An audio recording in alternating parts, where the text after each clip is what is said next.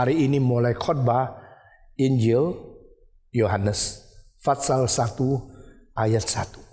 Dan Tuhan sudah memberkati tadi pagi 2 kebaktian, lebih dari 2.800 orang mengikuti 2 kebaktian. Baik pertama 2.055 dan kebaktian 2.793 orang. Sekarang kita sampai di Singapura dan mulai hari ini dalam kebaktian ini kita mulai mentafsirkan Yohanes mulai pasal 1 ayat 1. Mari kita membukanya. Injil Yohanes pasal 1 ayat 1. Kita memerlukan kira-kira 4 sampai 5 tahun untuk selesaikan buku yang agung ini. Dan saya harap saudara dengan hati yang penuh dengan keausan dan kerendahan untuk minta Tuhan memberikan pencerahan, memberikan inspirasi dari firman yang hidup demi menghidupkan kita. Firman yang suci demi mengkuduskan kita. Firman yang benar membawa kita kembali kepada kebenaran. Mari kita membaca bersama-sama Injil Yohanes pasal 1 ayat 1 sampai dengan ayat 3. Saya membaca satu kali, semua menyusul. Pada mulanya adalah firman. Firman itu bersama-sama dengan Allah. Dan firman itu adalah Allah. Ia pada mulanya bersama-sama dengan Allah. Segala sesuatu dijadikan oleh Dia. Dan tanpa Dia tidak ada sesuatu pun yang telah jadi dari segala yang telah dijadikan. Semua membaca. Pada mulanya adalah firman. Firman itu bersama-sama dengan Allah. Dan firman itu adalah Allah. Ia pada mulanya bersama-sama dengan Allah. Segala sesuatu dijadikan oleh Dia. Dan tanpa Dia tidak ada sesuatu pun yang telah jadi dari segala yang telah dijadikan. Kita mulai mentafsirkan buku ini. Kitab Yohanes adalah kitab keempat di mana Tuhan Allah memakai untuk menyaksikan anaknya yang datang ke dalam dunia. Sebagaimana saya berkata kepada saudara, bukan saksi tunggal, karena saksi tunggal tidak sesuai dengan prinsip rencana Allah yang kekal. Itu sebab di dalam perjanjian lama tidak diizinkan satu orang mengadu seorang tua-tua hanya saksi tunggal. Jikalau engkau melihat seorang bersalah, engkau harus memberikan pengaduan kepada dia. Engkau harus mempunyai saksi 2 atau 3 orang. Saksi tunggal bukan prinsip Alkitab. Saksi tunggal dianggap tidak sah. Dengan saksi tunggal mungkin memberikan lowongan kepada iblis bagi mereka yang dendam kepada seseorang, lalu dia cari alasan-alasan untuk menjatuhkan orang lain.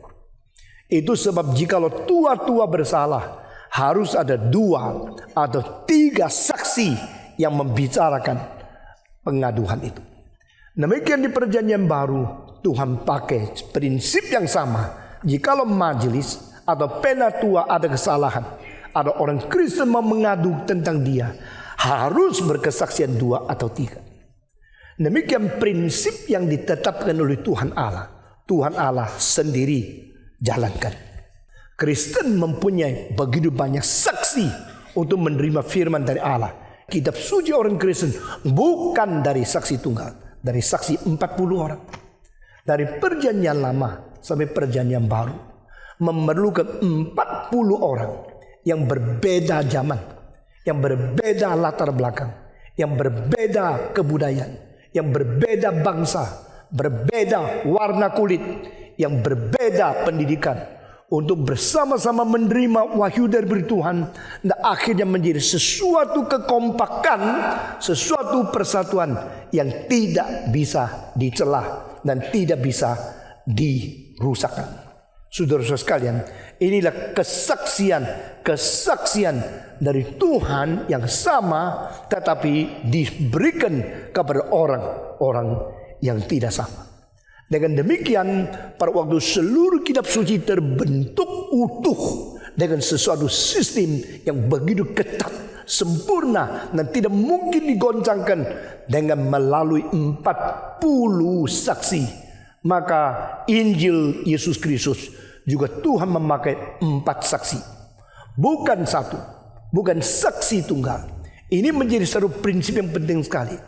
Mengapakah sebelum Yohanes menulis kesaksian yang keempat, jadi Injil Yohanes ini sudah mempunyai ketiga kesaksian, yaitu Matius, Markus, Lukas. Maka dia perlu menulis satu buku kesaksian, yaitu Injil yang keempat. Karena Tuhan masih memberikan kepada dia sesuatu unsur atau bagian segi-segi yang belum pernah tersentuh, yang belum pernah dipikirkan oleh ketiga Injil yang lebih dulu daripada dia. Pada waktu Yohanes menulis Injil Yohanes, waktu itu ketiga Injil sudah muncul di dunia ini puluhan tahun. Selama puluhan tahun orang Kristen sudah menjadi membaca Matius, sudah memahami Markus, sudah mengetahui tentang Lukas. Tetapi setelah Yohanes ditulis, baru mereka dengan sempurna mengerti siapakah Yesus Kristus. Saudara-saudara, aspek-aspek yang ditulis dan yang didekati melalui Injil Yohanes adalah begitu berbeda dengan aspek-aspek yang ditulis oleh ketiga Injil yang mendahuluinya. Yohanes waktu menulis Injil Yohanes, waktu itu Petrus sudah meninggal dunia 22 tahun lebih. Dan Paulus juga lebih 20 tahun mati sebelum dia.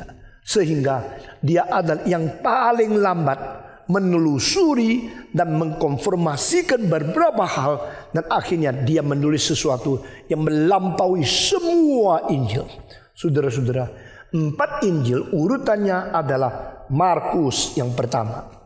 Markus sebenarnya adalah juru tulis daripada Petrus, sehingga sebenarnya yang memberi kesaksian tentang Kristus dan yang disampaikan kepada seorang muda namanya Markus adalah dia melalui kesaksian Petrus.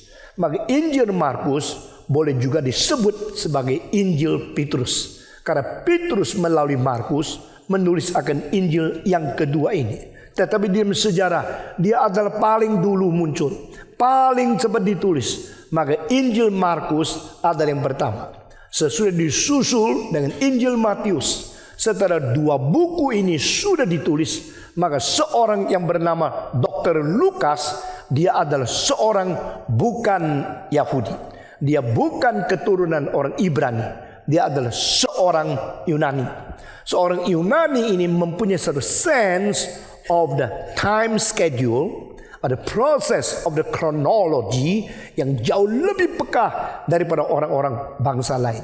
Sebagaimana kita mengetahui bahasa Greka mempunyai bentuk daripada waktu, tenses, yang jauh lebih rumit daripada bahasa apapun di seluruh dunia.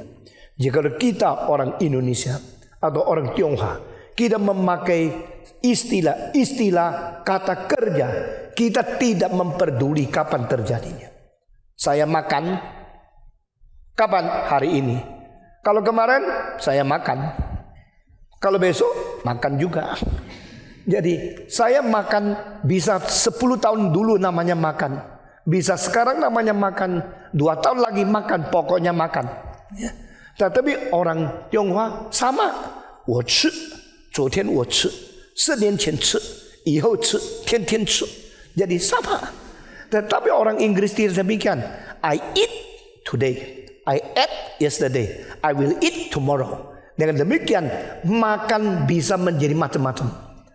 Mungkinkah engkau rubah itu menjadi bahasa Indonesia? Hari ini ku makan, besok ku makan, kemarin aku makan. Tidak bisa kan?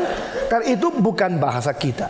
Orang-orang Greka mempunyai kepekaan, sensitivitas terhadap waktu dan terhadap urutan dengan begitu peka. Maka Lukas berlainan dengan Matius dan Markus. Waktu dia menulis Injil Lukas, dia mulai menyusun yang mana dulu, mana belakang, Mujizat apa lebih dulu? Mujizat apa menyusul? Hari apa Yesus kerja ini? Sesudah itu berapa lama dia datang lagi ke tempat itu? Susunan kronologi, susunan proses waktu ini adalah paling tepat dan paling teratur hanya di dalam Injil Lukas. Sehingga Tuhan memakai Lukas untuk menulis kesaksian yang ketiga mengenai proses dan urutan kronologis. Ini sangat penting sekali sehingga kita bisa menyelidiki lebih jelas akan kapan terjadinya ini, dan sebelum terjadi ini apa yang terjadi terlebih dahulu, sehingga urutan itu bisa dibereskan dengan sangat bertanggung jawab menurut sejarah, menurut kronologi. Nah, saudara-saudara sekalian, tetapi sesudah 3 buku ini sudah selesai ditulis, sudah diedarkan di dalam seluruh dunia, Tuhan memanggil Yohanes untuk menulis lagi kesaksian yang keempat, dan itu menjadi kesaksian yang paling sempurna. Bukan di dalam peristiwa-peristiwa yang pernah terjadi seperti ketiga buku sebelumnya, tetapi adalah unsur dari inti tentang sifat ilahi Kristus yang tidak begitu dipentingkan dalam ketiga buku itu, menjadi sesuatu hal yang paling utama dan satu signifikansi yang paling unik daripada keempat Injil ini. Injil keempat ini mempunyai keunikan tersendiri, yaitu dia mencatatkan tentang sifat ilahi yang belum pernah diketahui oleh buku-buku yang lain atau dijelaskan sedemikian tepat, jitu dan demikian sempurna. Saudara-saudara sekalian, kita telah bicara di dalam introduksi yang kedua kali bahwa masing-masing Injil mempunyai titik berat yang berbeda dibanding dengan Injil yang lain. Jika Injil Matius memperkenalkan Kristus sebagai raja orang Yahudi, dan di dalam kerajaan yang disebut sebagai kerajaan surga, maka saudara-saudara, istilah kerajaan surga hanya muncul di dalam satu Injil, yaitu Matius. Pada waktu Markus, pada waktu Lukas, ada waktu daripada Injil daripada Yohanes, itu munculnya sebagai kerajaan Allah, the kingdom of God. The kingdom of God, the terminology is used in 3 Gospels. But in the Gospel of Saint Matthew, di situ istilah khusus adalah the kingdom of heaven.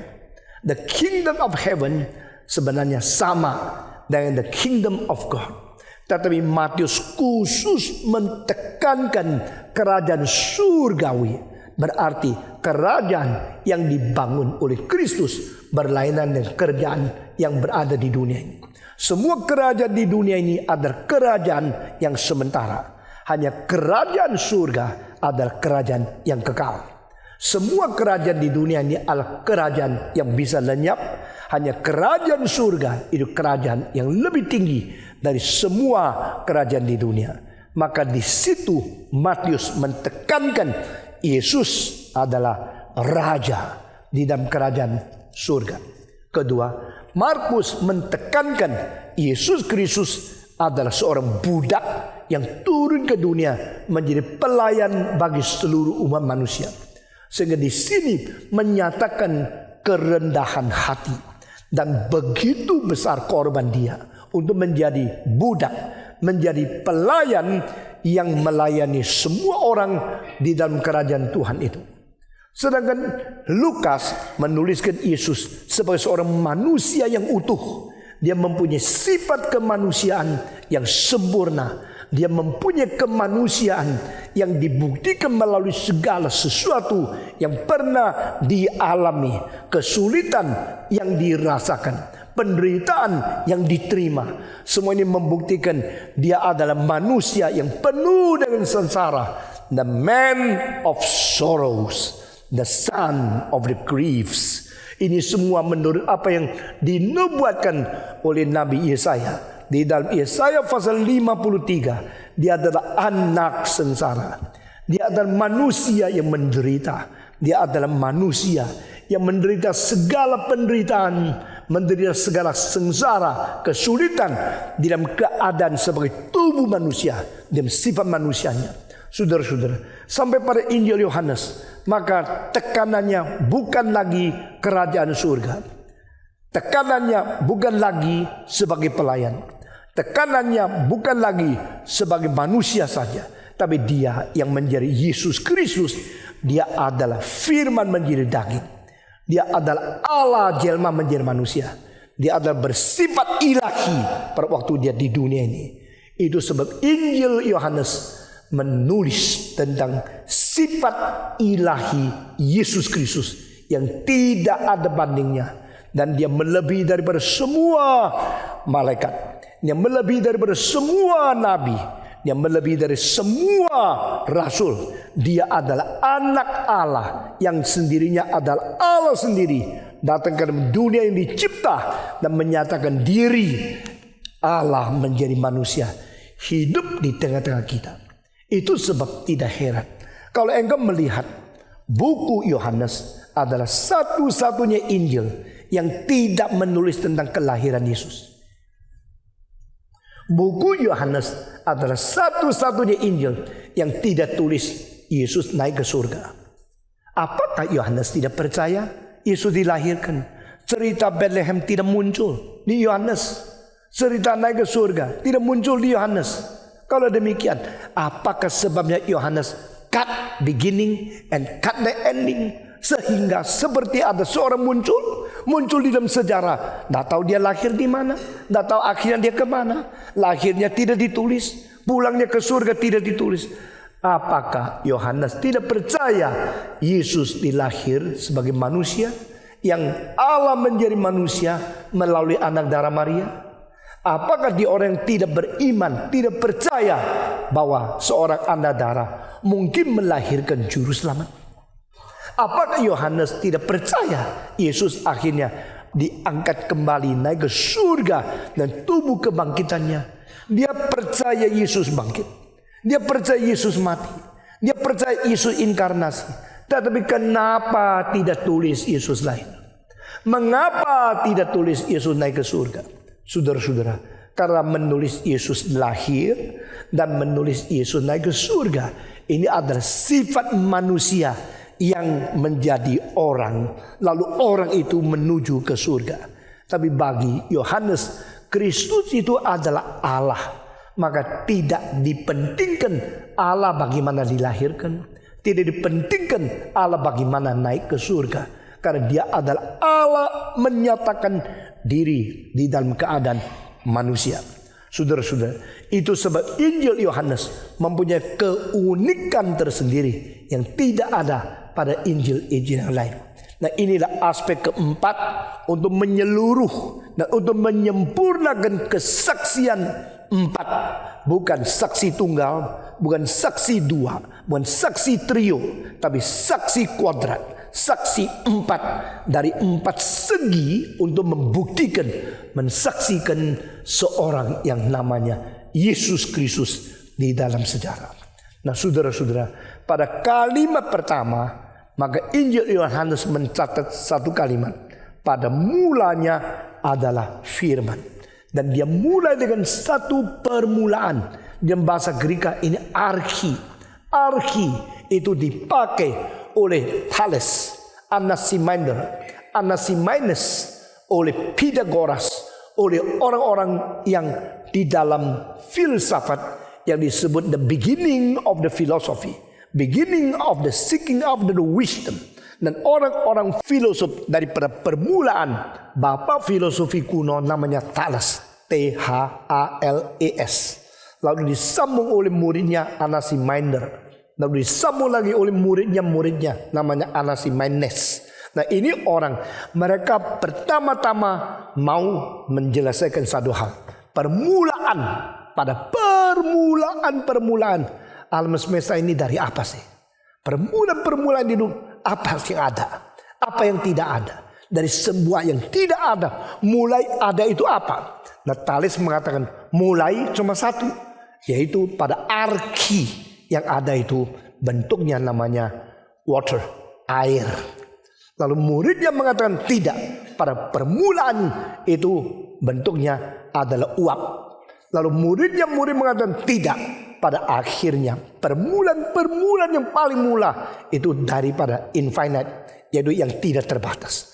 Jadi mereka mulai berbicara tentang mula di atas segala sesuatu di dalam seluruh kronologi, yang permulaan itu sebenarnya itu apa. Nah saudara-saudara, saya berkata 2 minggu yang lalu, mengapa Tuhan memanggil murid-muridnya dari Galilea? Masih ingat? Mengapa Tuhan tidak panggil murid-muridnya dari Yerusalem? Bukankah tradisi Yerusalem merupakan tempat studi akademik yang lebih tinggi? Bukankah Yerusalem telah menghasilkan orang Parisi, ahli Taurat, dan penemu dan pengerti daripada segala wahyu Tuhan di dalam Perjanjian Lama yang paling terpelajar? Tapi Tuhan tidak memanggil mereka. Tuhan memanggil 12 muridnya daripada tempat apa? Galilea. Bukankah Galilea tempat yang dihina oleh orang Yerusalem? Bukankah provinsi Galilea tidak mempunyai pendidikan yang terlalu tinggi? Mengapa Tuhan memanggil orang Galilea lebih daripada mengambil orang daripada Yerusalem? Bukankah Yesus Kristus sengaja memanggil orang dari Galilea untuk menghina orang Yerusalem? Mungkin Yesus tidak mau muridnya terlalu pintar. Banyak guru ketakutan guru pintar. Maka kalau murid pintar-pintar tanya terus, gurunya jengkel. Jangan tanya terus, nanti dia bunuh diri. Saya seumur hidup sangat kasihan sama anak pintar yang diajarkan oleh guru goblok. Saya selalu memihak murid yang pintar-pintar. Kalau dia tidak mendapatkan guru yang pintar, jadi dia mau salurkan pikiran kemana? Kalau dia mau tanya dapat jawaban dari mana? Tetapi banyak guru selalu menganggap murid pintar itu ancaman dia. Saya tidak pernah anggap murid itu ancaman saya, karena saya lebih pintar dari muridku. Itu silakan tanya.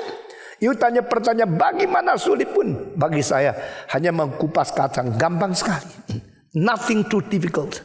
Nah dengan demikian baru gereja bisa maju. Sekarang kalau kita serahkan murid-murid yang hebat sekali di bawah anak atau guru sekolah minggu yang bodoh-bodoh, maka akan didiamkan, tidak boleh tanya, ditekan. Akhirnya menjadi sekelompok orang yang terkekang, yang terlimit, terbatas, dan tidak ada jalan keluarnya. Saudara-saudara sekalian, apakah Yesus memanggil orang Galilea karena dia takut muridnya pintar? Tidak. Apakah Yesus sengaja memanggil orang Galilea supaya gampang mengatur mereka? Tidak. Yesus menemukan dan Yesus mau panggil orang yang rendah hati dan tidak sombong karena akademik dan segala sesuatu yang mereka anggap diri lebih tinggi dari yang lain. Banyak orang setelah mendapat gelar tinggi, setelah berstudi akademik yang sangat elit, mereka mulai menjadi satu congkak. Dan kecongkakan itu menutup kemungkinan mereka dapat anugerah Tuhan lebih segar dan lebih baru lagi. Disitulah Tuhan menutup kemungkinan orang yang arogan mendapatkan berkat Tuhan. Maka Tuhan memanggil orang Galilea. Tetapi jangan kira yang Tuhan panggil itu lebih rendah dari yang lain. Meskipun secara gelar, secara kesempatan belajar tidak menang daripada orang-orang di Yerusalem. Tetapi potensi yang ada pada Yohanes, potensi yang ada pada Petrus, potensi yang ada pada murid-murid Yesus yang dipanggil di Galilea, akhirnya telah mencapai sesuatu keunggulan yang mengagumkan seluruh dunia. Sehingga pengaruh dari Petrus dan Yohanes di dalam seluruh sejarah manusia jauh melampaui pengaruh dari Sokrates dan Aristoteles dan Plato. Saudara-saudara, apalagi Yohanes yang paling muda ini justru mempunyai pikiran yang paling tajam. Dan karena dia mengikut Kristus, dia langsung mendapatkan pelajaran dari sumber bijaksana. Dia langsung mendapatkan pengawahyuan dari bersumber kebenaran, yaitu Allah sendiri yang menjadi guru, Allah sendiri yang menjadi manusia. Dan di situ Yohanes mempunyai ketelitian mau mendengar, mau mengetahui segala sesuatu sampai mendetail. Segala sesuatu, jangan ada satu kalimat yang lolos. Apa yang diajarkan oleh Yesus Kristus diterima secara tuntas, secara sempurna oleh Dia. Akhirnya Dia telah meninggalkan sebuah buku namanya Yohanes yang mengagumkan dunia Gerika, yang melampaui filsafat semua orang di dunia, melampaui filosof dari Chinese, melampaui filsafat dari orang Gerika, baik Heraklitos maupun Stoicisme, melampaui buku-buku yang penting dari India. Saudara-saudara, di sini Yesus bukan cari orang bodoh untuk dilatih di bawah Dia. Dia menemukan orang yang paling berbijaksana, tapi karena mereka tidak mempunyai sesuatu yang boleh dibanggakan, maka mereka tidak arogan di hadapan Tuhan. Inilah pemuda-pemudi yang dicari oleh Tuhan. Saudara-saudara, Tuhan mampu membangkitkan orang miskin untuk berduduk di sebelah orang yang mempunyai kerajaan. Tuhan mampu mendirikan daripada dunghill, dari tempat sampah, orang yang paling pintar di dalam dunia. Dan Tuhan mengerjakan hal ini dengan contoh yang paling baik. Dia memanggil Yohanes menjadi muridnya. Saudara-saudara, pada waktu Yohanes menulis Injil Yohanes, sudah ada Injil Matius, sudah ada Injil Markus, sudah ada Injil Lukas. Lalu apa yang mau ditulis oleh dia? Ternyata pada waktu dia tulis kalimat pertama, langsung melampaui semua filosof. Begitu kalimat pertama dia muncul, dia tahu Matius, Markus, Lukas sudah tulis. Nah, dia mau tulis apa? Begitu kalimat pertama muncul, langsung mengkagetkan seluruh dunia. Karena dia mengatakan dari mulanya. Jadi dia memilih sesuatu kalimat yang menjadi pergumulan utama dari seluruh filsafat Gerika. Arki, yaitu mula. Istilah arki itu dicecar, dikejar oleh Thales, Anaximenes, lalu oleh orang-orang yang penting sesudah itu seperti Pythagoras dan orang-orang filosof yang di dalam Milesian School. Saudara boleh cari di Google. Milesian School itu dari Miletus, yaitu 3 orang dan selanjutnya. Saudara-saudara, dan pada waktu dia mempergumulkan permulaan istilah arki di dalam Gerika, dia langsung mengatakan pada mulanya adalah firman. Bukan air, bukan infinite, bukan udara. Itu 4 orang yang penting. Thales mengatakan water is the most ultimate and the first form of everything exists. Muridnya mengatakan no, not water, but the air, yaitu udara is the first form appear. Dan muridnya lagi mengatakan no, infinite, yang tidak terbatas, itu yang menjadi yang paling utama. Lalu pada waktu Pythagoras, dia mengatakan no, it is because number is the most important factor to compose everything. Itu angka. Jadi seluruh dunia tergantung permulaan, yaitu angka. Angkamu berapa, you jadi apa. Angka dia berapa, jadi apa. Jadi kalau di dalam seluruh tubuhmu, angka selmu berapa, engkau jadi orang itu. Jadi kalau mau cari engkau, cari angka telepon, langsung ketemu kamu. Nah, angka menjadi sumber segala sesuatu. Dan angka menentukan suara. Maka kalau angka 420, oh nadanya C. Kalau 445, nadanya naik lagi. Kalau sudah sampai 700, A, B, C, D, E, terus naik lagi. Angka menentukan segala sesuatu. Kekayaanmu ditentukan angkamu berapa di bank. Nah ini sekarang sudah banyak bank punya itu, dolarnya turun. Banyak orang angkanya turun, orangnya juga ikut turun. Nah, sekarang saham turun, banyak orang sudah down sekali. Nah, saya tidak down karena saya tidak tergantung kepada kekayaan, tidak bergantung kepada saham berapa banyak. Itu bersandar kepada Tuhan, menjadi engkau mempunyai kekuatan iman yang berbeda dengan yang lain. Nah saudara-saudara, kita teruskan ya. Dan dengan demikian maka dia kalimat pertama pada mulanya. Saudara-saudara, ini ayat pertama. Kalau kita mau bicara di 3 jam masih perlu waktu banyak, bisa isi akan kalimat ini. In the beginning. Ini in the beginning. Sebagai sesuatu permulaan satu buku, hanya 2 buku. satu istilah pada mulanya yang dipakai oleh orang menjadi permulaan buku, hanya 2 buku, yaitu seluruh kitab suci, Kejadian sama Yohanes. Kejadian dimulai dengan pada mulanya Allah menciptakan langit dan bumi. Injil Yohanes mulai dengan kalimat pada mulanya adalah firman. Nah saudara-saudara, lalu saya mau membandingkan perbedaan antara Musa menulis kitab Kejadian dan Yohanes menulis kitab Injil Yohanes. Apa bedanya? Musa sedang menulis sesuatu permulaan, dan Yohanes juga menulis sesuatu tentang permulaan. Tetapi 2 istilah yang sama. Yang satu pakai bahasa Ibrani, yang satu pakai bahasa Greka, menulis tentang sesuatu wilayah yang masing-masing berbeda. Pada waktu Musa tulis, in the beginning God created heaven and earth. Pada permulaan Allah menciptakan langit dan bumi. Dia sedang menceritakan permulaan alam semesta. Permulaan segala sesuatu yang berada, yang dicipta oleh Tuhan Allah. Sedangkan Yohanes menceritakan pada mulanya, dia bukan menceritakan permulaan alam semesta. Dia bukan menceritakan permulaan segala sesuatu yang dicipta oleh Allah. Dia menulis segala sesuatu sebelum ada permulaan, lebih dari permulaan, yaitu permulaan Tuhan Allah sendiri. Jadi di sini berbeda sekali. Jikalau Kejadian menulis tentang permulaan yang dicipta, maka Yohanes menulis permulaan Sang Pencipta.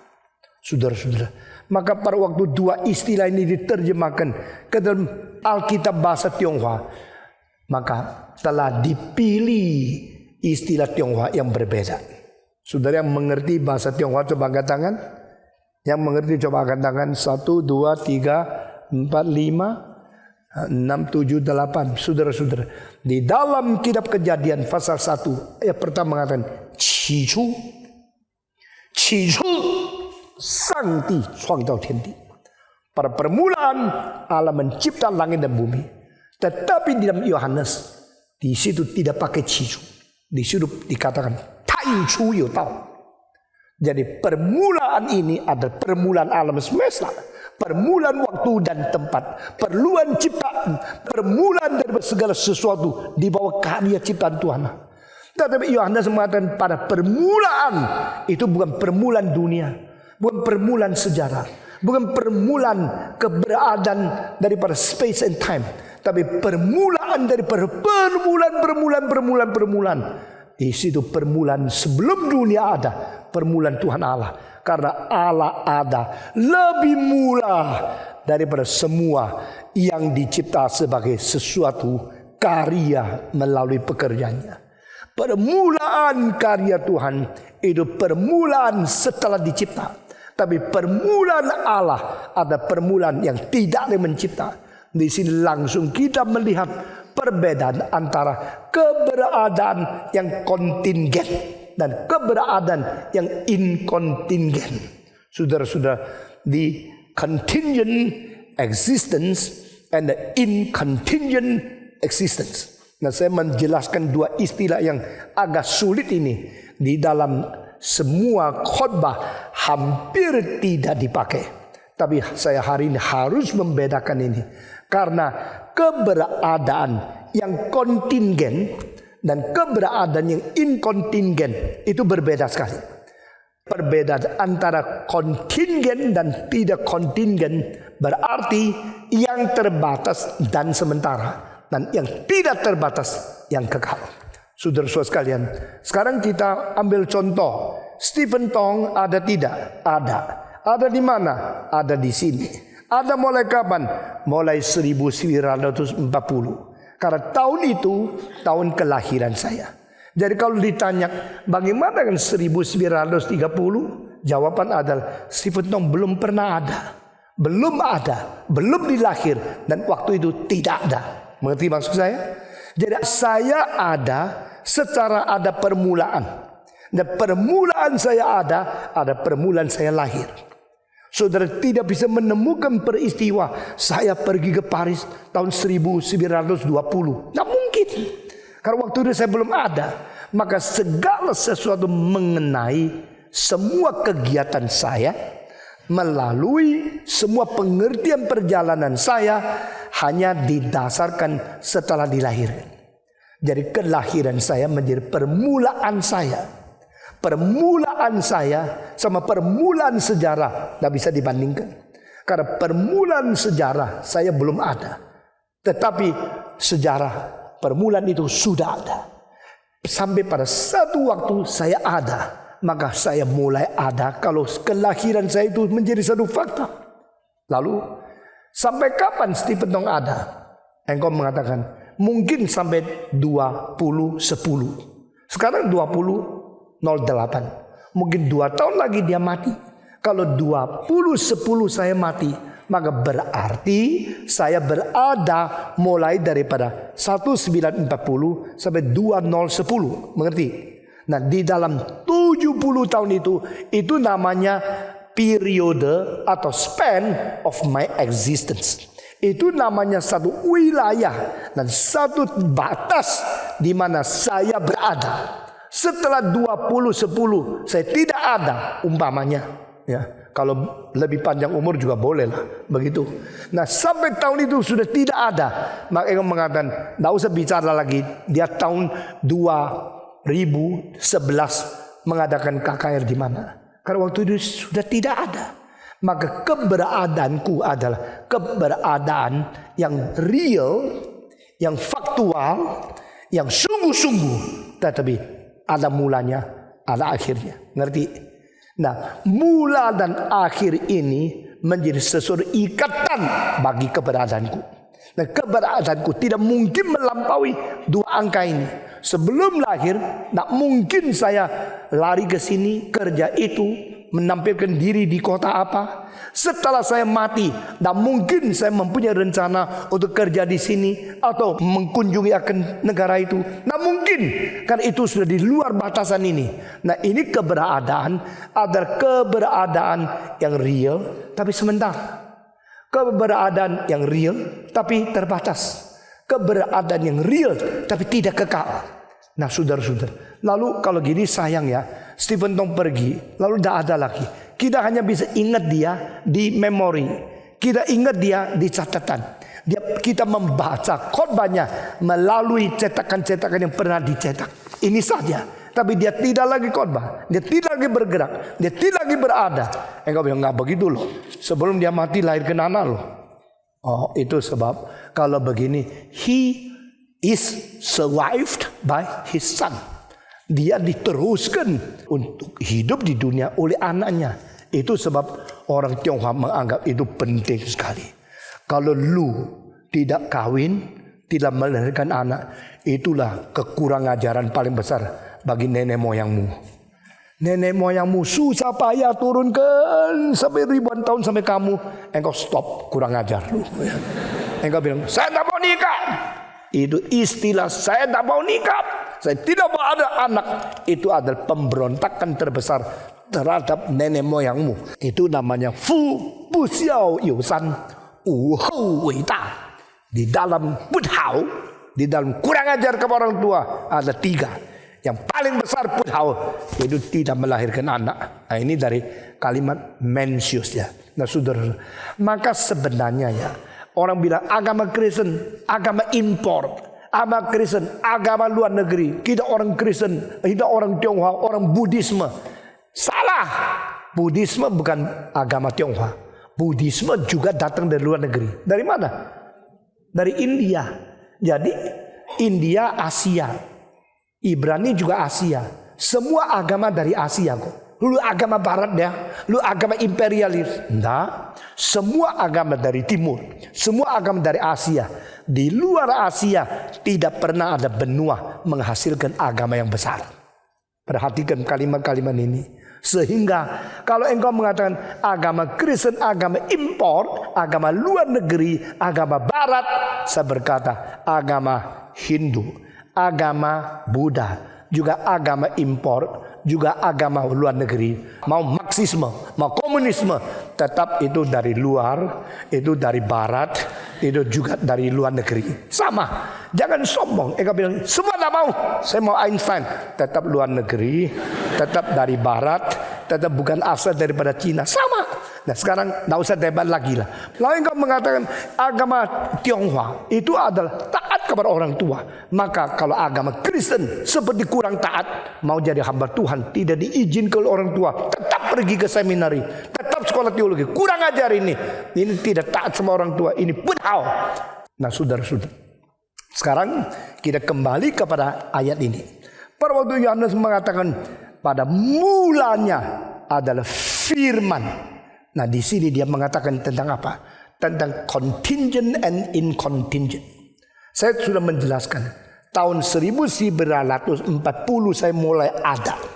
Tahun 2010 atau 20 saya tidak ada. Maka saya contingent, saya berada di dalam keadaan contingent. Mulai ini ada, itu tidak ada. Ego bilang saya sebelum mati melahirkan David Tong. Jadi David Tong bisa memperpanjang saya sampai 2080. Kalau demikian saya 2010 mati, anak saya memperpanjang 70 tahun lagi. Berarti dia yang dilahirkan oleh saya meneruskan keberadaan saya.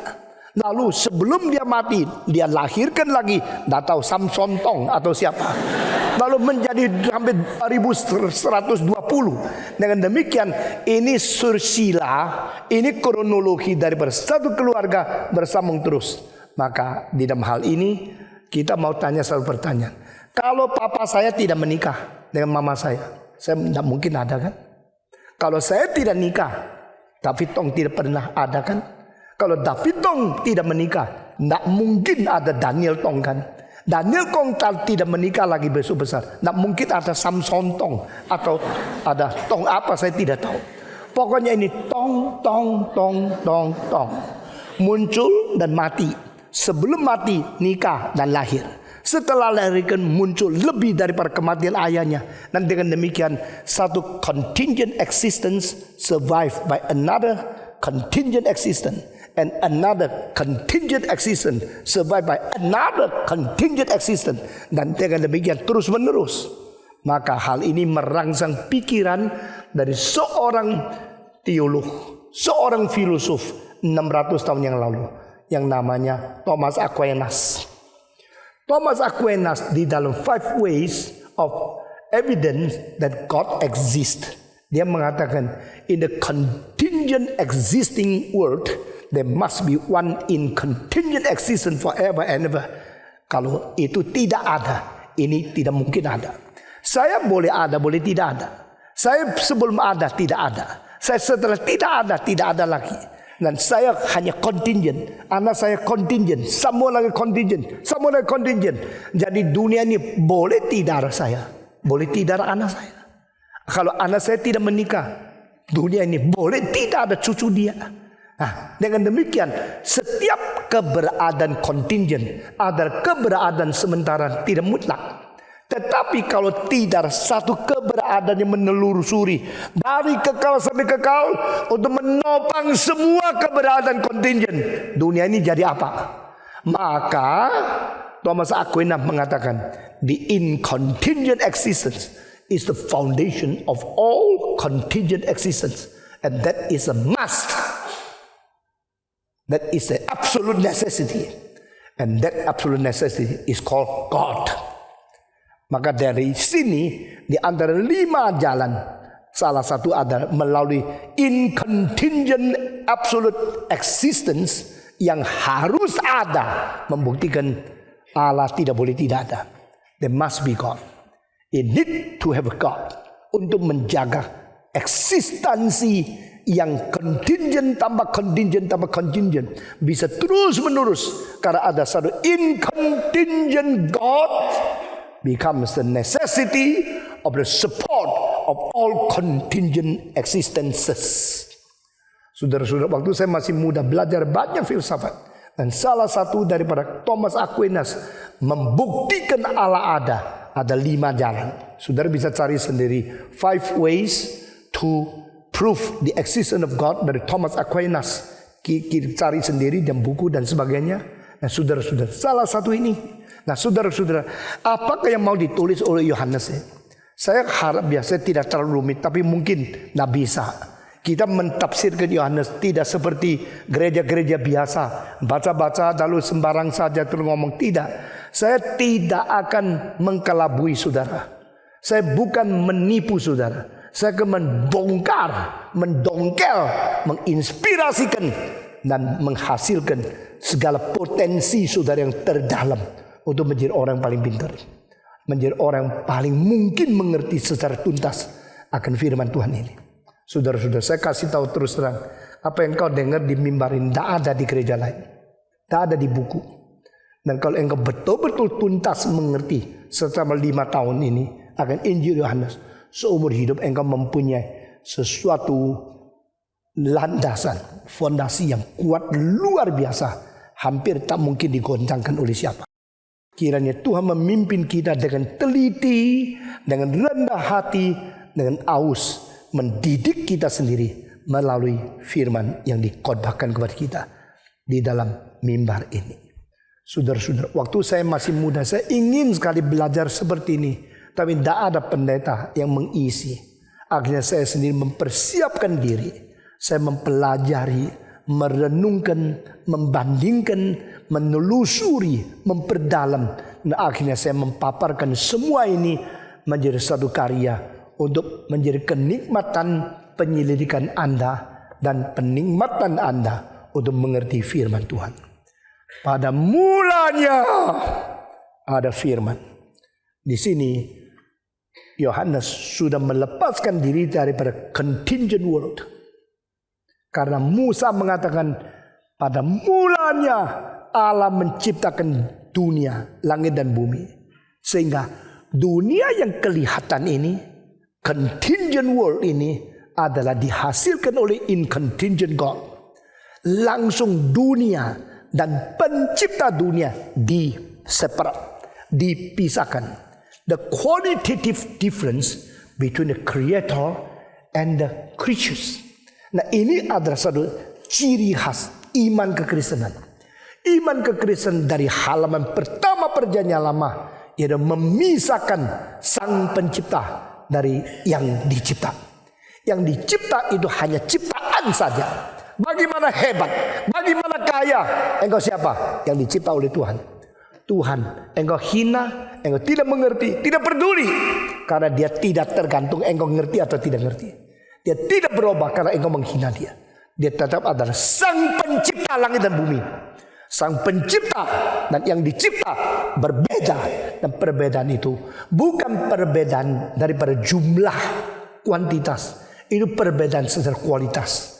The creator is creator. The created are created. The creatures are creatures. The creator of creatures is above all creatures.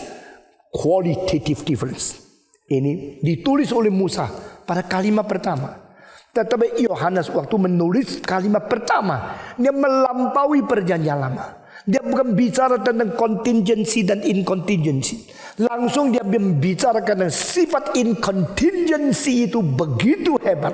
Sehingga kalimat pertama, pada mulanya adalah firman. Baru ayat ketiga, segala sesuatu diciptakan oleh firman. Tetapi siapa firman ini? Dia tidak mengatakan pada mulanya adalah Allah. Kalau dia menulis pada mulanya adalah Allah, lalu Allah mempunyai teman yang baik, hidup sama-sama dengan dia namanya firman. Lalu firman itu juga menjadi Allah atau sama-sama dengan dia sebagai Allah. Ini cara tulis terbalik sama sekali. In the beginning was a word. The word was with God and the word was God. Heran. Saya sangat kagum dengan cara tulis seperti Yohanes. Dia sekarang akan mengatakan sesuatu. Dan katakan sesuatu itu adalah seluruh tema daripada Injil yang keempat. Yaitu word. Word. And word became man in the history. Firman menjadi daging. Firman datang ke dunia. Firman adalah kunci yang mengkaitkan dunia yang dicipta dengan Allah yang mencipta. Firman menjadi pengantara di antara manusia dan Tuhan yang mencipta manusia menurut peta dan teladan Dia. Di sini begitu tegas dan begitu jitu, langsung ditujukan kepada firman. In the beginning there was word. Pada mulanya adalah firman. Saudara-saudara, mengapa bicara tentang firman? Karena di sini dia mulai mentegaskan iman kekristenan itu Allah Tritunggal. Saudara-saudara, kalau dia mengatakan in the beginning there was God, nah itu tetap Allah pribadi yang pertama. Tetapi dia mau utarakan yang menjadi daging itu adalah Allah. Dan Allah yang menjadi daging itu ada oknum kedua. Nah, oknum kedua itu adalah namanya firman. Maka dia langsung mengatakan in the beginning there was word, adalah firman. Lalu firman itu menjadi sesuatu yang melampaui segala sesuatu. Firman itu sendiri beserta dengan Allah, dan firman itu adalah Allah. Nah, saudara-saudara, ini mengenai firman, ini sesuatu pemetikan istilah, penggunaan terminologi yang sangat-sangat penting sekali. Karena ini adalah satu hal yang tidak habis dipikir oleh filosof-filosof dan pendiri-pendiri agama di dalam seluruh penjuru dunia yang paling elit. Termasuk di Tiongkok, di India, dan di orang-orang Gerika. Babilonia tidak sanggup. Mesir tidak ngerti. Kebudayaan begitu besar, hanya 3 yang menjelajah akan hal ini. Saudara-saudara, Maya tidak ngerti. Aztek tidak pernah menjelajah. Babilonia tidak pernah bicarakan tentang hal ini. Assyria tidak pernah mengerti. Mesir tidak pernah singgung. Seluruh dunia ada 27 kebudayaan yang paling penting, yang paling tinggi. Tapi yang menjelajah sampai wilayah ini hanya 3. Tiongkok, India, dan Gerika. Saudara-saudara, Tiongkok bicara tentang apa? Tentang firman. Gerika bicara tentang apa? Tentang firman. India bicara tentang apa? Tentang firman. Di Tiongkok firman itu pakai istilah apa? Tao. Ya, Tao. Dan di India pakai nama apa? Brahma. Brahma itu firman. Dan di Gerika itu istilah apa? Namanya logos. Logos in Greek, Brahma in India, and Tao in China. Ini 3, hanya 3 kebudayaan mencapai penjelajahan, pemikiran mengenai apa itu firman, apa itu Tao, apa itu Brahma. Saudara-saudara, jadi itu istilah Tao itu begitu penting. Akhirnya digabungkan kepada pengertian. Pengertian bukan pengertian ilmu, pengertian Tao. Ni知不知？知什么？知道。你知不知道？ Tahu tidak tahu. Dan tahu itu akhirnya menjadi bahasa Indonesia tahu. Gua tahu lah. Berarti saya sudah mengerti tahu itu loh. Padahal itu tidak ngerti. Cuma ikut istilah tahu. Gua tahu. Sudah tahu tidak tahu. Akhirnya ada yang mengerti tahu itu sebagai tahu. Saudara-saudara. 我知道. Dan istilah tahu itu di Tiongkok sama di Jepang sedikit berbeda. Karena kebudayaan Jepang dan Korea dan Vietnam, 3-tiganya dipengaruhi oleh kebudayaan Tiongkok. Sehingga sampai hari ini, ulang tahun hari tahun baru di Vietnam sama di Tiongkok harinya sama. Demikian dianggap itu satu hari yang penting bagi Jepang, bagi Korea. Karena kebudayaannya dari Hanji, yaitu huruf Tionghoa dipakai ke situ. Sehingga istilah Tao di Jepang sama-sama pentingnya. Tapi bedanya di Jepang Tao taruh di belakang, di Tiongkok Tao taruh di depan. Tao Li, Tao Te, Tao Lu, Tao Yi, Tao Xin. Kalau Jepang Hei Shou Tao, Rou Tao, Judo itu adalah Ju itu lembut tambah Tao. Pa Tao, Rou Tao, Kong Shou Tao, ya. Itu semua istilah Tao di belakang.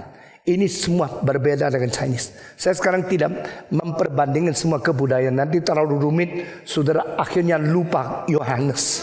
Nanti cuma ingat hal-hal itu saja. Saudara-saudara, kita kembali ke sini. Jadi Yohanes mengatakan pada mulanya adalah firman. Pada mulanya ada firman. Firman beserta dengan Allah. Dan firman adalah Allah. Kedua kalimat dan ketiga kalimat ini sangat berbeda dengan semua filsafat yang lain. Karena pada permulaannya ada firman, berarti firman incontingent. Berarti firman self-sufficient. Berarti firman self-existing. Berarti firman eternal. Berarti firman immortal. The self-sufficient, self-existing, self-eternal, and self-immortal word is the incontingent existence. Sudah kalimat ini sudah teguh, lalu engkau melihat. Maka semua yang tidak kekal, yang berada secara sementara, yang mendadak ada, mungkin mendadak menjadi tidak ada, itu semua namanya contingent world. Di atas contingent world ini ada sesuatu unsur yang incontingent, itu namanya firman. Jadi semua yang berada karena dicipta adalah keberadaan yang sementara. Semua yang berada karena dicipta adalah keberadaan yang contingent. Maka yang incontingent cuma satu, yaitu firman. Di sini dia tidak mengatakan pada permulaan adalah Allah. Memang Allah ada pada permulaan. Dia tidak katakan yang incontingent itu ada Allah. Memang Allah incontingent. Tapi dia mengatakan pada permulaan adalah firman. Sehingga firman itu incontingent. Berarti dalil. Berarti unsur dasar. Berarti aksiom yang paling mutlak. Itu berada pada diri sendiri. Saudara, apa sih artinya ada pada diri sendiri?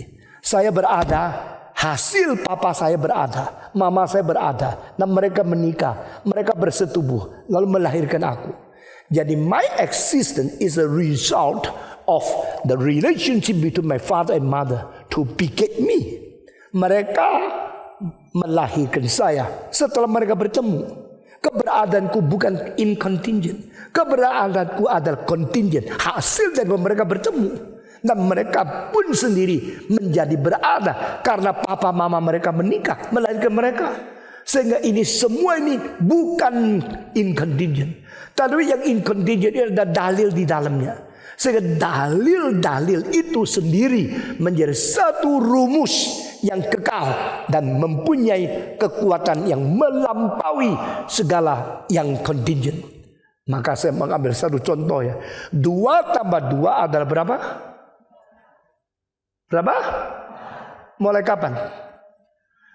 2 tambah 2 adalah 4. Mulai Soeharto jadi presiden. Saya mau tanya, sebelum ada orang namanya Soeharto, 2 tambah 2 berapa? 4. Sebelum adanya orang namanya Socrates, 2 tambah 2 berapa? 4. Sebelum adanya orang nama Kongfucu, 2 tambah 2 berapa? 4. Sehingga di dalam mempermainkan matematika, engkau mengatakan 2 tambah 2 itu 4. Engkau sedang menjelajah satu wilayah yang dalilnya tidak perlu permulaan. Dengar dengan serius ya. You are now within the law of eternity, which need not to have one beginning. Jadi pada mulanya saudara prinsip ini. 2 tambah 2 itu 4. Mulai kapan? Tidak usah mulai kapan. Kapan pun tidak bisa memulainya. Karena dia pada mulanya sudah begini. Ngerti? Jadi pada mulanya adalah kebenaran. Pada mulanya ada prinsip dasar. Pada mulanya ada unsur-unsur kebenaran yang tidak perlu dimulai. Karena mula ada pada dia. He need not has another beginning. Because everything begin with him. Nah ini dalil kebenaran. Namanya firman. Pada mulanya ada firman. Dan firman itu beserta dengan Allah. Berarti Allah adalah Allah yang mempunyai dalil kebenaran sejak kekal. Allah adalah Allah yang bersama-sama berada dengan aksiom yang tidak berubah sejak kekal. Allah adalah Allah yang berfirman sejak kekal. Dan Allah adalah Allah yang tidak berubah sejak kekal. Dengan demikian, engkau memikirkan Allah yang tidak masuk akal. Tidak mungkin. Allah yang melawan kebenaran. Tidak mungkin. Karena yang disebut kekekalan in contingency, yang disebut kekekalan kebenaran yang tidak berubah, dalil yang kekal dari selama-lamanya sampai selama-lamanya, itu adalah dalilnya Tuhan Allah sendiri. So, pada mulanya adalah kebenaran, dan kebenaran itu beserta dengan Allah, dan kebenaran itu adalah Allah. Wah, kalau begini jangan sembarang bicara kebenaran. Karena istilah kebenaran itu berarti Tuhan Allah. Jangan sembarang memakai istilah saya benar, you tidak benar. Apakah betul engkau sudah memfihak Allah? Engkau sedang mengerti semua rencana Allah, sehingga di dalam kebenaran Allah yang sekarang nempel pada kamu, baru engkau berani mengatakan saya punya yang benar. Tidak ada orang berani mengatakan kalimat itu. Kongfucu tidak pernah mengatakan saya adalah kebenaran. Sakyamunis tidak pernah bicarakan saya adalah kebenaran. Muhammad belum pernah berani mengatakan I am the truth. Satu-satunya mengatakan I am the truth siapa? Yesus Kristus. Itu sebab jangan main-main. Di dalam Alkitab semua secara ketat berkait satu dengan lain. Tidak ada sedikit lowongan, tidak ada sedikit selisih. Di situ hanya satu yang benar, yang namanya firman, yang beserta dengan Allah, dan dia sendiri adalah Allah, yaitu Yesus Kristus. Ya, mengatakan I am the truth. Saudara-saudara, berapa agung sih iman Kristen? Saya selalu mempersalahkan mulut saya kurang pintar menjelaskan. Tapi saya sebenarnya seumur hidup sudah dengan susah payah menuntut diri untuk memikirkan secara tuntas, lalu akhirnya mengeluarkan khotbah-khotbah bikin orang mengerti yang paling sulit dimengerti. Karena itu rasa tugas yang Tuhan berikan kepadaku. I'm very indebted in my heart to my Lord, how to express the best understanding possible to every people about the Word of God. Bagaimana menjelaskan secara paling tuntas firman Tuhan yang paling sulit dimengerti menjadi bahasa yang bisa dimengerti oleh manusia sejamanku atau zaman sesudahku. Dan ini apa yang saya kerjakan pada hari ini. Salah satu khotbah yang paling sulit dan paling penting selama 10 tahun saya berada dengan saudara hari ini. Dan ini satu firman untuk pertama kali menjelaskan tentang firman pada semula. Pada semula, pada mulanya adalah firman. Firman beserta Allah, dan firman adalah Allah. 3 kalimat ini mengandung loncatan 2 tingkat. Pada mulanya adalah firman. Firman beserta dengan Allah, dan firman adalah Allah. Yang serta dengan mana mungkin sekaligus menjadi adalah. Nyonya saya beserta dengan aku, nyonyaku adalah aku. Tidak bisa dong. Dia paling banyak ya yang dampingi aku dong, beserta aku. Tak mungkin dia menjadi aku dong.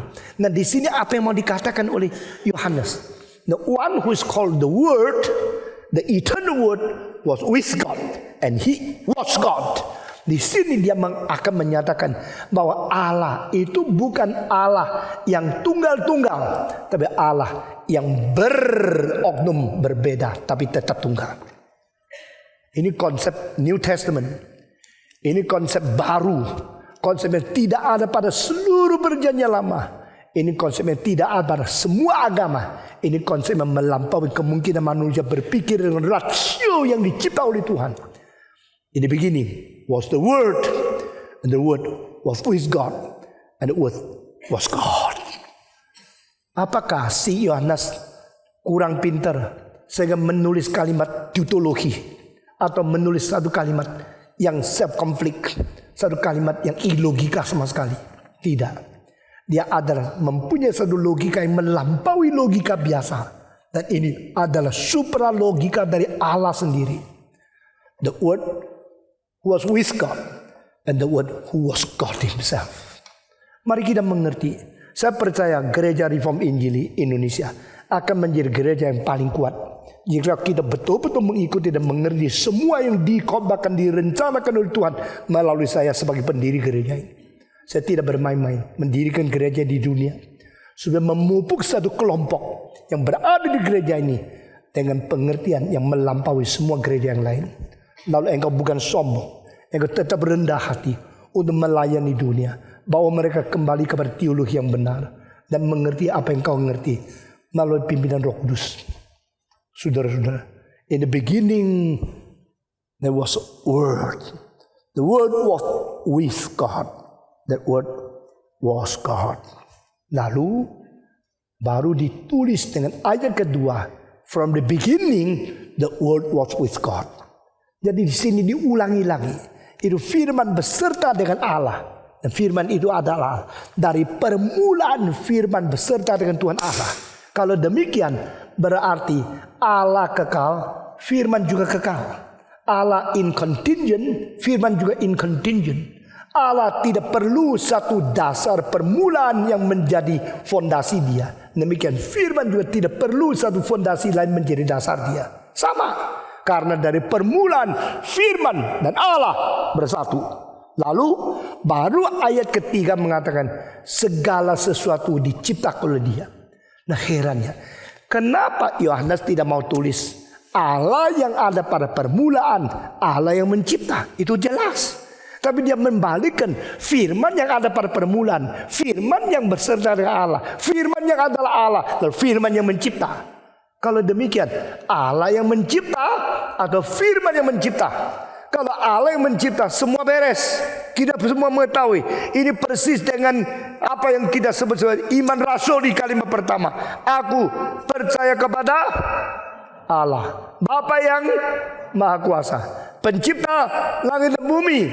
Tapi Yohanes seolah-olah merubahkan menjadi aku percaya firman yang beserta dengan Allah, dan firman itu sendiri adalah Allah, dan firman itu Maha Kuasa. Dia mencipta langit dan bumi. Lalu ini bidatkah? Atau iman rasuli salah tafsirkah? Atau apa artinya kah? Saudara-saudara, kristologi yang paling ketat mulai dari Injil Yohanes. 3 Injil sudah tulis mengenai peristiwa-peristiwa yang terjadi, khususnya mujizat-mujizat yang dilakukan oleh Yesus di dunia ini selama 33 tahun setengah. Yohanes tidak perlu tulis Yesus lahir. Yohanes tidak perlu tulis Yesus naik ke surga. Dia langsung menulis yang di dunia itu adalah firman yang dari mulanya adalah Allah, beserta dengan Allah, tapi dia menjadi daging di dunia. Tidak usah tulis dia lahir. Dia inkarnasi. Dia berdaging dan berdarah. Dengan istilah firman menjadi daging menurut pasal 1 ayat ke-14. Ini membuktikan Yohanes percaya Yesus lahir. Bukan saya percaya dia lahir. Dia percaya dia lahir melalui proses kita melahirkan anak dengan sesuatu prosedur yang sama sekali. Waktu perempuan melahirkan anak, maka anak itu dilahirkan dengan 2 hal ikut keluar, yaitu water and blood. Darah ikut keluar dan air itu keluar. Nah, saudara yang belajar medis mengerti apa maksudnya ini. Tidak ada anak itu bayi keluar sendiri terus tidak ada apa-apa. Bayi keluar, lalu tidak ada apa-apa. Sisa 1 tali pusar dipotong selesai. Bukan. Waktu keluar itu air keluar. Waktu keluar itu darah keluar.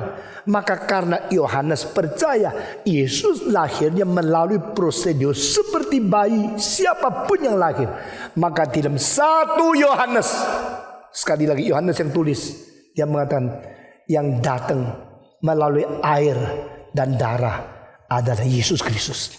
Di situ membuktikan dia percaya Yesus lahir melalui prosedur seperti biasa, tetapi ditambah dengan apa? Dari Roh Kudus. Jadi yang bersaksi adalah air, darah, dan Roh Kudus. Berarti apa? Air dan darah membuktikan dia lahir seperti orang biasa. Tapi Roh Kudus membuktikan dia mendapatkan naungan Roh Kudus. Sehingga anak darah Maria mungkin melahirkan seorang anak jantan, anak laki-laki. Saudara-saudara, a son is given, a baby is born. Seorang anak bayi diberikan, seorang anak laki-laki yang dikaruniakan kepada kita. He was born as a son, sebagai laki-laki. Mungkinkah perempuan melahirkan laki? Di dalam perempuan ada XX, hanya di laki ada XY.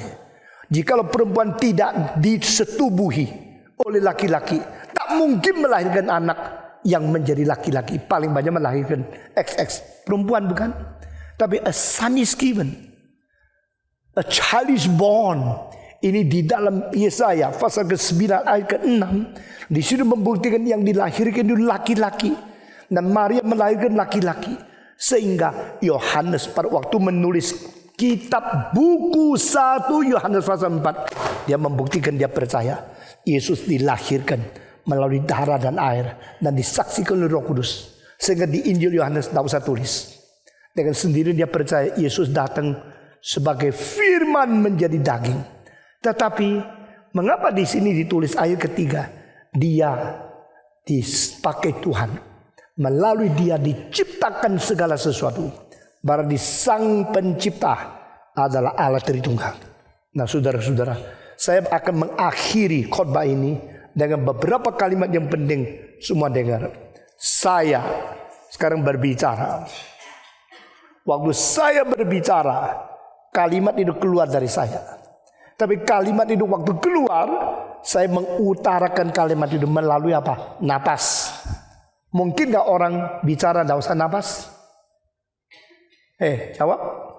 Engkau, saudara-saudara sekalian gini-gini ya. Mestinya gini-gini ya. Kenapa begitu? Karena kau perlu udara kan? Udara itu menjadi saluran menampung kata-katamu keluar dari berdirimu. Maka when you speak, you breathe. You breathe and your breathing bring out your meaning and use the word to express. You express your meaning with words and you bring out your word with breathing. Nah ini 3 hal. Saya berbicara, bicara apa? Kata. Waktu kata keluar, apa yang terjadi? Breathing berjalan. Sehingga aku, napasku, dan kataku semua. Aku, jangan malas semua. 1, 2, 3. Aku, napasku, dan kataku. Nah demikian Alkitab mengatakan, waktu Allah menciptakan segala sesuatu, dia mengatakan iya, maka iya. Dia mengatakan jadi, maka jadi. Contoh, God says, let there be light. Nah, God satu kan? Says what? The words. What words? Let there be light.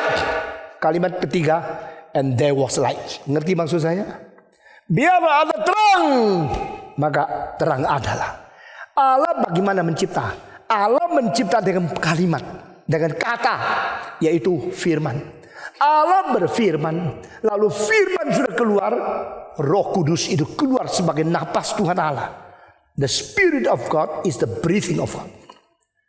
Allah dengan pneuma atau dengan ruah di dalam bahasa Ibrani, yaitu roh atau napas, dia berkata, sehingga penciptaan Tuhan Allah selalu Allah Tritunggal. Baru Allah berkata, kata keluar daripada Bapa. Kata itu firman, firman itu anak. Ngerti? Melalui firman mencipta segala sesuatu, dan firman keluar. Tak mungkin firman keluar sendiri, karena firman Tuhan mengutarakan, mengekspresikan kemauan Tuhan Allah. Lalu kalau firman sudah mengutarakan kehendak Allah, maka kuasa keluar bersama firman. Karena tidak ada firman Allah yang tidak mengandung kuasa. There's not even one word of God without the power in it. Dengan demikian firman itu keluar, kuasa itu ikut keluar. Firman keluar untuk apa? Untuk mengekspresi kehendak Allah. Lalu kuasa itu keluar apa? Untuk menggenapi yang dihendaki oleh Tuhan Allah.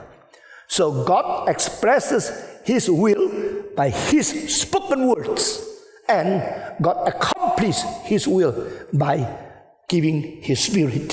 Dengan demikian Allah Bapa berbicara. Yang dibicarakan itu adalah kata daripada anak, firman. Dan firman keluar, Roh Kudus menggenapi firmannya menjadi ciptaan. Dengan demikian engkau mengerti ayat ketiga. Dia adalah firman. Dia beserta dengan Allah. Dia adalah Allah. Ayat ketiga, semua membaca. Yohanes 1 ayat 3. 1, 2, 3. Segala sesuatu dijadikan oleh Dia, dan tanpa Dia tidak ada sesuatu pun yang telah jadi dari segala yang telah dijadikan. Nah, ini kalimat paling rumit di seluruh kitab suci, dan seolah-olah kelebihan, dan tidak perlu kalimat kedua untuk menjelaskan pertama. Tapi ini ditulis begitu rupa, bukan oleh Yohanes yang tidak ngerti, tapi oleh Yohanes yang begitu cerdas. Maka memerlukan satu pengertian kesadaran yang luar biasa. Mengapa tulis seperti ini? Ini akan menjadi khotbah yang kedua. Saudara-saudara, hari ini kira-kira 80% dari pikiran saya yang sudah saya utarakan. Tapi waktu sudah tidak cukup. Maka minggu depan kita harap memberikan tambahan sedikit, baru dijelaskan tentang apa arti makna dari ayat ketiga. Mari kita tunduk kepala. Bapa di dalam surga, kami berterima kasih. Alangkah dalamnya segala firman-Mu, alangkah indahnya segala pengertian yang boleh kami terima dari Roh-Mu yang kudus. Kami bersyukur Engkau adalah Allah incontingent. Engkau adalah Allah yang ada pada diri. Engkau adalah Allah yang self-sufficient. Engkau adalah Allah yang Tritunggal.